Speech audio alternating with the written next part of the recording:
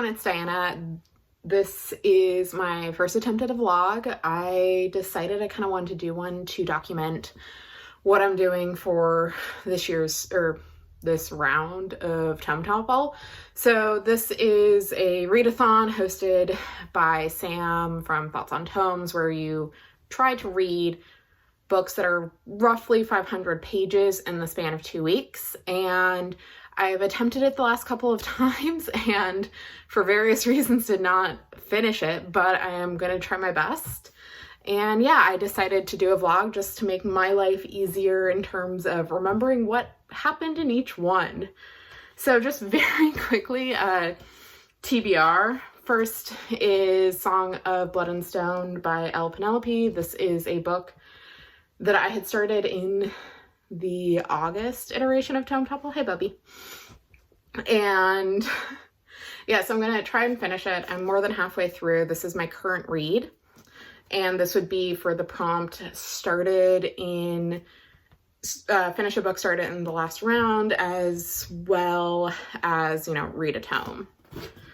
Next on my TBR is Thorn by Intisar Kanani. This is a YA fantasy retelling, I believe, of the Goose Girl. This is a book that Jenny from Reading the End has talked up so many times that I bought it. And yeah, this is for the prompt, read a book with seasonal colors, and I would say this looks fairly spring-like. Next is Master of Poisons by Andrea Hairston. Rachel from Culinati had read this, I believe, and liked it. And I really love the color.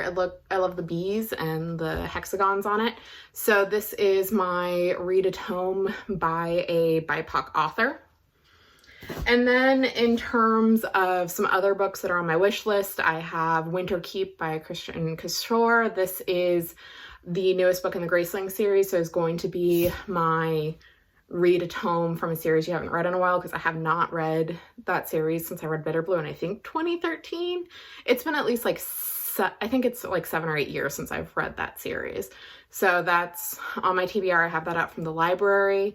And then finally, I have the audiobook of King's Dragon by Kate Elliott, and that's going to be my pick for audiobook and tome that's been on your TBR the longest, because we're not talking about how long I have owned a physical copy of that book and have not read it. You gonna come say hi, Bubby? You can see Leia in the background. Luke is being a little bit more shy.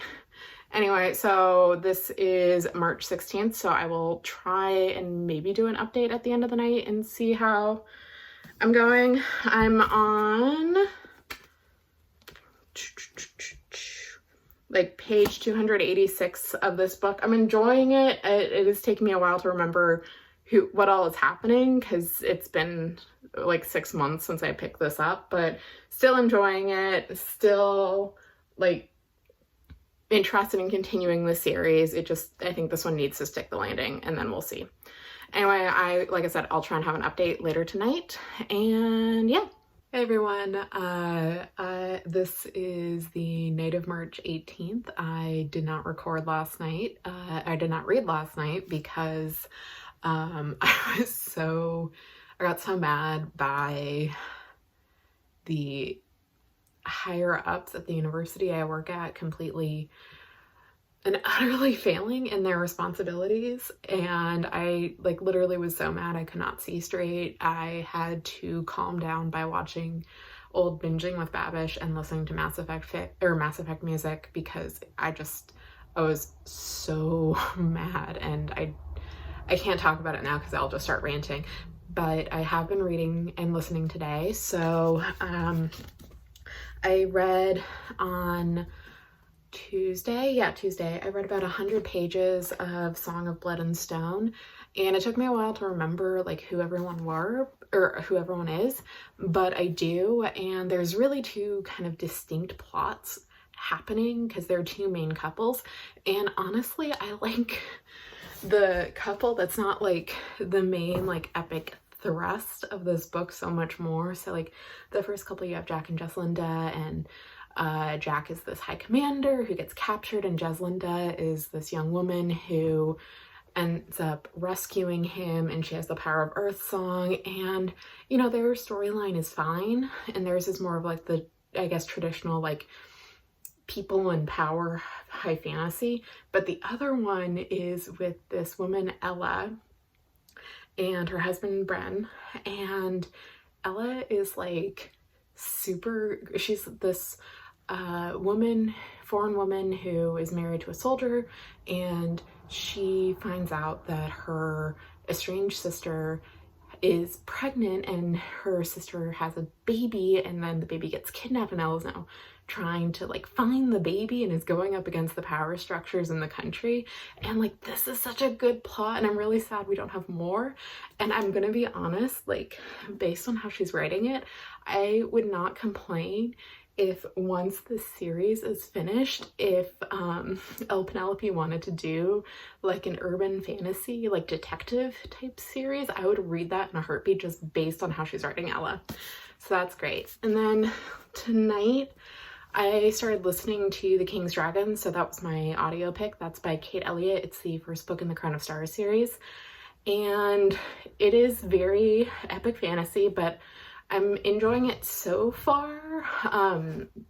So I'm only about like 10-15 of the way through, and it's a 7-book series, but so far we're dealing with like dead civilizations, astronomy, and two, I guess, I don't know if one of them's an orphan now, but 2 young people, Elaine and Leoth, who are finding themselves entangled in some situations they didn't expect.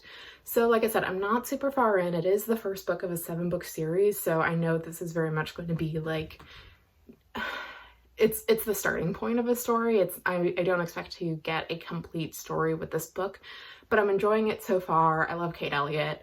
And she hasn't disappointed me yet, and I know this is one of her older books, so we will see how it goes. I'm gonna try and read a little bit more of this before bed, and we'll see if I get anything read tomorrow, because tomorrow is my D&D game, and my nights are normally taken up by that, so if I don't record anything tomorrow, I will try and spend my Saturday reading. All right, now I should go let this poor boy out before he starts scratching at my door again. Hey, it is Saturday night, and as predicted, yesterday I did not get any reading done because of D&D, and today I did not get quite as much reading done as I wanted. I spent part of the afternoon running errands. I had to go pick up some books that I had pre-ordered. I went and got some yarn for a project that I'm doing. I'm probably going to be talking a little bit about this in the March Stitch and Bitch, which is next weekend. So looking forward to talking about that, but I got some pretty yarn. It's very nice. But Luke is down below and he's probably gonna pop his head up at some point. But I did end up finishing Song of Blood and Stone today, and for the most part, I did enjoy this. I did think the world building was really interesting. I thought that there was some really interesting magic stuff. I, for the most part, enjoyed the characters, although I did have, as I mentioned in an earlier update, I do have a clear preference for Ella and Ben compared to Jeslinda and Jack. And I think the reason for that is that, so this book was initially self-published before it and the sequel were picked up by St. Martin's Griffin. And when that was picked up, there were additional parts added, particularly the Ella and Ben plot. And so I'm wondering if part of the reason I prefer that subplot is because Ella Penelope has matured as a writer, or she has like a different writing sensibility, just because like I really enjoyed the like kind of investigation, like political component a little bit more, because I also feel like the Jeslinda and Jack part of the story feels like very almost a little bit like YA fantasy-ish, and then you have Ella and Ben who are more, I would say like older fantasy. I don't know. It's like hard to just like, I'm still kind of sorting out my thoughts because I did just finish this book today. But yeah, it's hard because like I said, I mostly enjoyed it. I do have some things, particularly just like the relationship between Jack and Jeslinda was like not my favorite, but there's enough in this book that I liked that I am going to be continuing with this series. I do know that the next book in the series, whose name I cannot remember right now, is like a prequel. So based on the like back cover copy, I think the next book in this series, it is separate characters. It's like on the other side of the war. So this book, there's two countries, Elsira and Lagrimar, and this book takes place mostly in Elsira, and so I believe the next book takes place mostly in Lagrimar, and it's like either concurrent or just before the events of this book. So I'm not quite sure what to expect. I know book 3 like ties the two threads together again based on back copy. So we'll see how I like book 2, and if that gives me incentive to continue this series.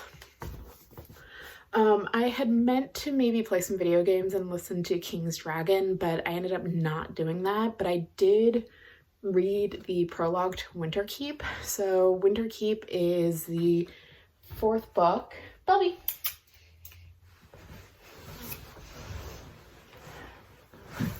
Since he's being weird.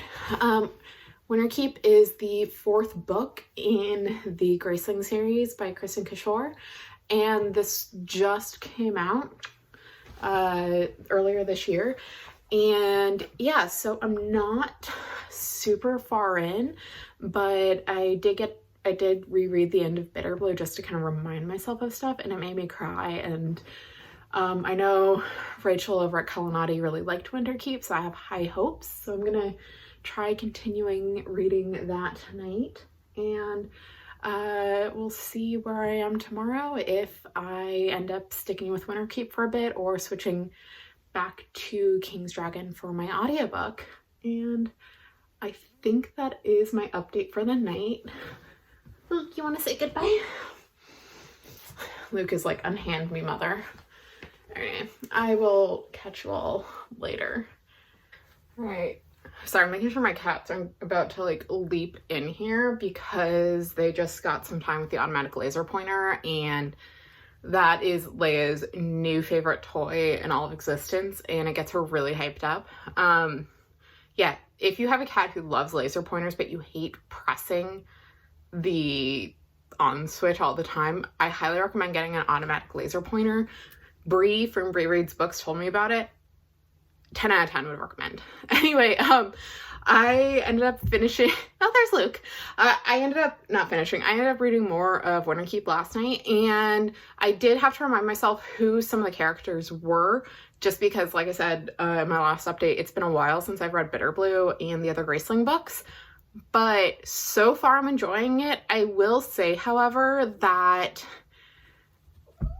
part of me understands why it's marketed as YA, because it is part of a series, and I believe one of the characters who I literally just met, Lovisa, is technically like that YA range, but the other two main points of view characters right now, Gideon and Bitterblue. Gideon is in his early 30s and Bitterblue is in her early 20s, and it's like that weird state where the main characters that you followed in a YA series for a few books are now technically older than YA. And so I feel like this book is definitely going to be on the older YA side, and it could also technically, I think, be considered adult fantasy. Like I said, I'm only like 4 or 5 chapters in, so I think it definitely could go either way in terms of like, do I think it should have been marketed more as adult versus YA? But yeah, I'm really excited. My plan for Sunday is to read more of Winterkeep and maybe spend some time playing that Terrible Adventures video game while also listening to King's Dragon and making some progress with that book. So we'll see how it goes today, and I will try to record a second update if I make any significant progress in either of those goals. Am I trying to deliberately keep my cats in frame? Yes, because if they're going to be there, I am getting video content of them. So yeah, it is later on Sunday night. Hi, little man. And I just finished Winter Keep, and it was so good. It was just very, I thought Christian Kishore did a really good job. So I know for a series like the Graceling Realms books, where there's been such a long gap between novels, it can be seen as like a cash, like why is an author returning there?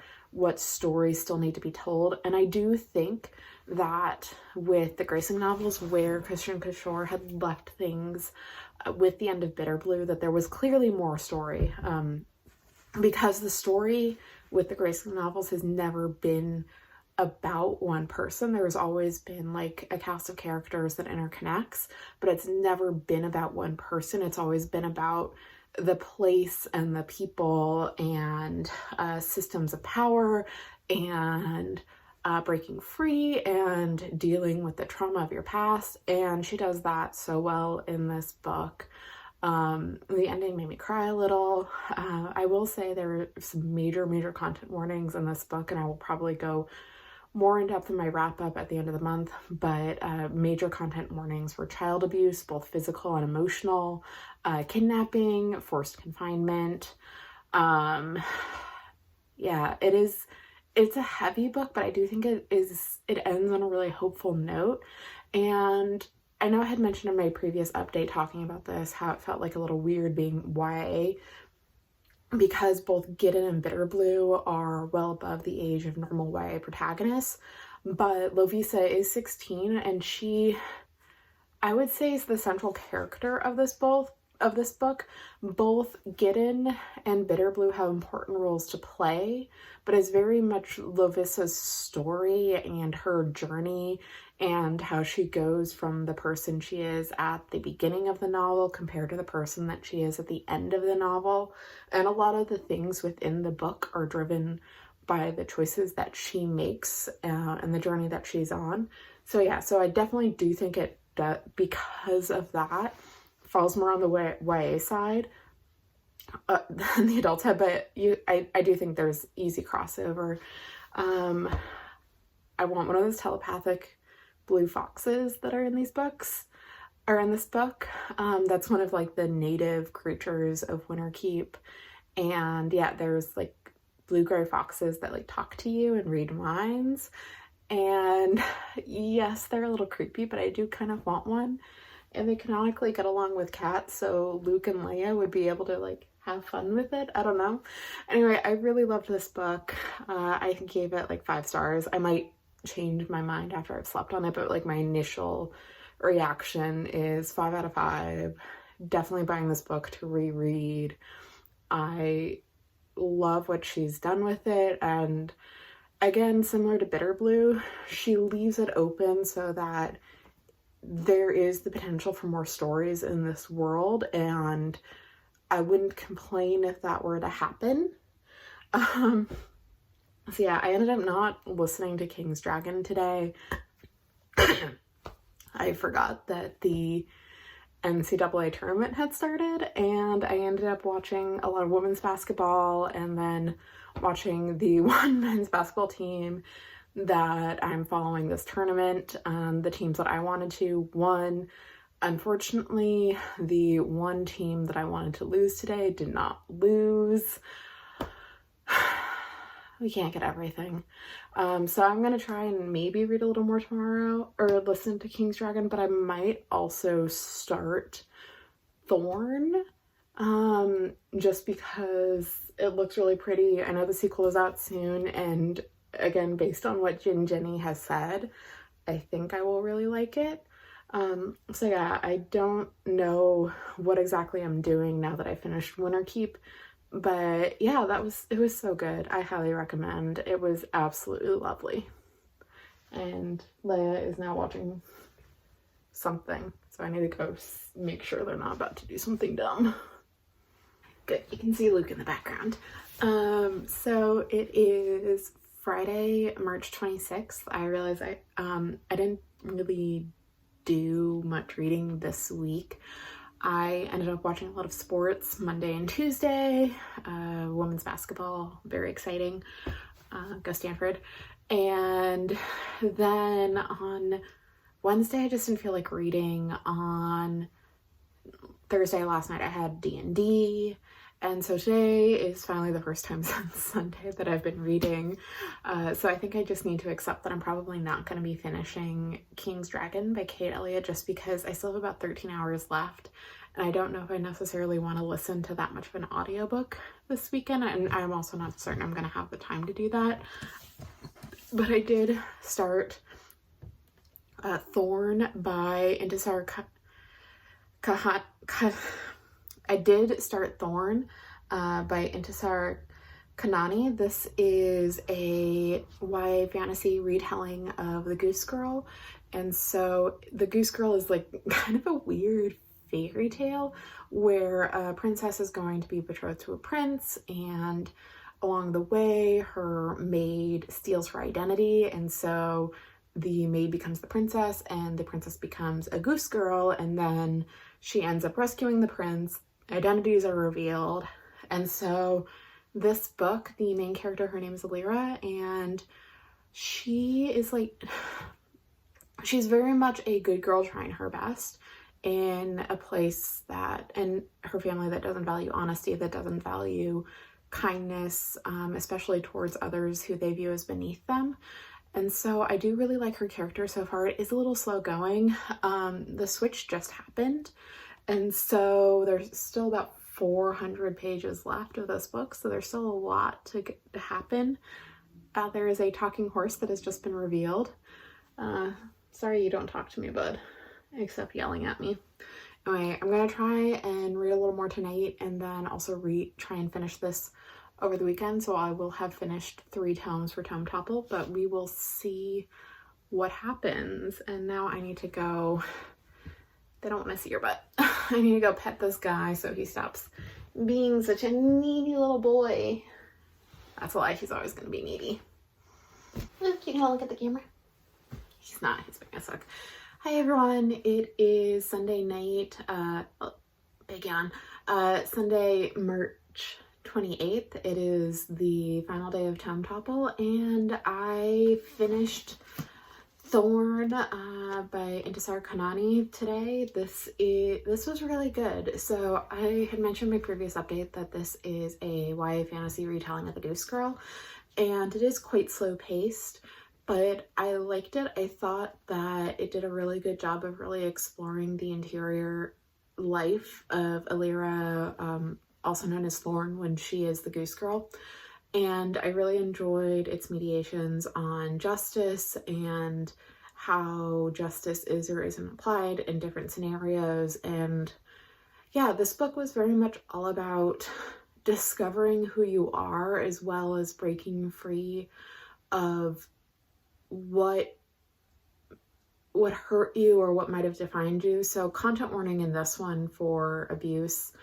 I can't remember if I had mentioned it earlier, but Alira's family is fairly abusive, and growing up with that really influences how she interacts with people, as well as how it influences the choices that she makes throughout the story.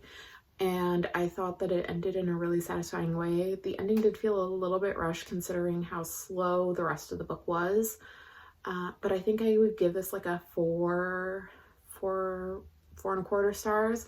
I really enjoyed it. I really like the world building. I definitely want to pick up the companion novel, which is called, I believe it's called Stealing Sunshine.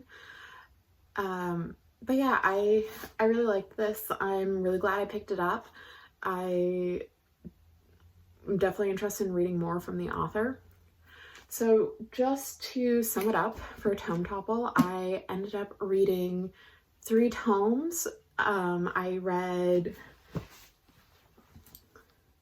Song of Blood and Stone, which counted for my finish a tome from a previous round, as well as read a tome by BIPOC author.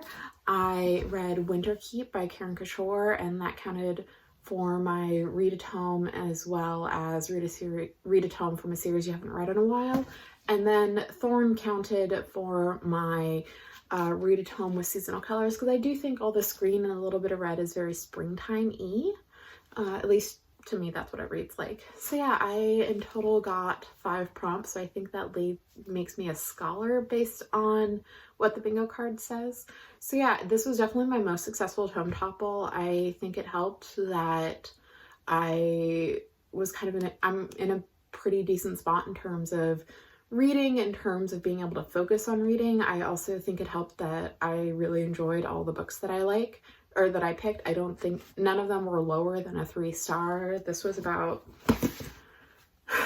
3.75. Winterkeep was a solid 4.55 stars. And then, like I said, this one is about a 4.25. So that helped as well. I picked out my books. I did a good job picking out my books. And yeah, I definitely would like to do the next round. I have some more tomes, some I didn't get to, like Master of Poison, some that I started but didn't finish, like King's Dragon. And I've definitely picked up a couple of tomes in the time that I have been visiting my family. And I also still have a ton of tomes at home that I can get through. Bubby, are you trying to take off your collar? Anyway, I need to go and potentially free him from the tyranny of his collar, because he's big mad that I put it on him today. Anyway, I don't know how else to wrap up this vlog. Thank you so much for watching. It's been a lot of fun. I might do more reading vlogs in the future, because I did enjoy the process. And now, like I said, need to go free that guy from his collar. Thank you so much, and I hope you all have a good rest of your day. Bye.